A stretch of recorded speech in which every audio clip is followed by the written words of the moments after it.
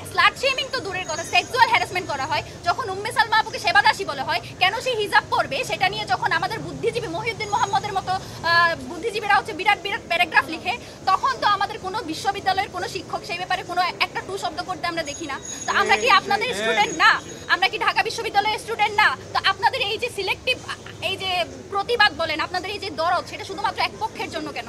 যদি আপনারা ঢাকা বিশ্ববিদ্যালয়ে যদি নিরাপদ ক্যাম্পাসে তৈরি করতে চান, একটা যদি বারবার এই যে বলেন লেভেল প্লেইং ফিল্ড তৈরি করবেন, লেভেল প্লেইং ফিল্ড আপনি কেমনে তৈরি করবেন যখন আপনি আপনার অপোনেন্টের ব্যাপারে কথা বলতে পারেন না? তো জিতে আসলে তো আপনি শুধু আপনার দলের জন্যই কাজ করবেন, আমাদের জন্য কাজ করবেন বলে তো আমরা মনে করছি না।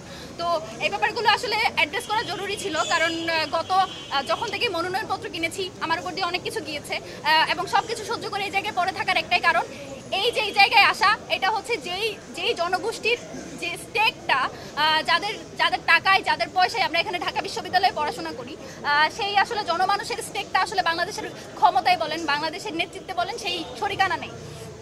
তাদের সেই শরিকানা নিশ্চিত করার জন্য এই জায়গায় আমি দাঁড়িয়ে আছি শক্ত হয়ে। এবং যে মেয়েগুলো আসলে কথা বলতে পারে না, আমাদের মতো যারা হচ্ছে কোনো রাজনৈতিক দলের হয়তো সেই সাপোর্টটা পায় না, বা একেবারে ক্ষমতার কাছাকাছি থাকাদের সাথে তারা থাকে না, তারা যে কথা বলতে পারে না, সেই কথা বলাটা জরুরি বলে এই জায়গায় এখনো পর্যন্ত এত কিছু সহ্য করে বসে আছি, এত কিছু সহ্য করে শক্ত হয়ে আছি, যাতে আমার মতো 8-10 জন এই কথাটা বলার সাহস পাই, বা যারা বলতে পারে না তাদের হয়ে আমি কথাটা বলতে পারি। এবং এই কথাটা আমি বলে যাবো, সেটা যদি ফাহমিদার জন্য বলতে হয়, ফাহমিদা আমার অপোনেন্ট হোক, ফাহমিদা হচ্ছে আমার বিপরীত আইডিওলজির হোক, তার জন্য আমি কথা বলবো। আমি এক্সপেক্ট করব আমাদের যারা অপোনেন্ট আইডিওলজির আছে তারাও আমাদের জন্য কথা বলবে।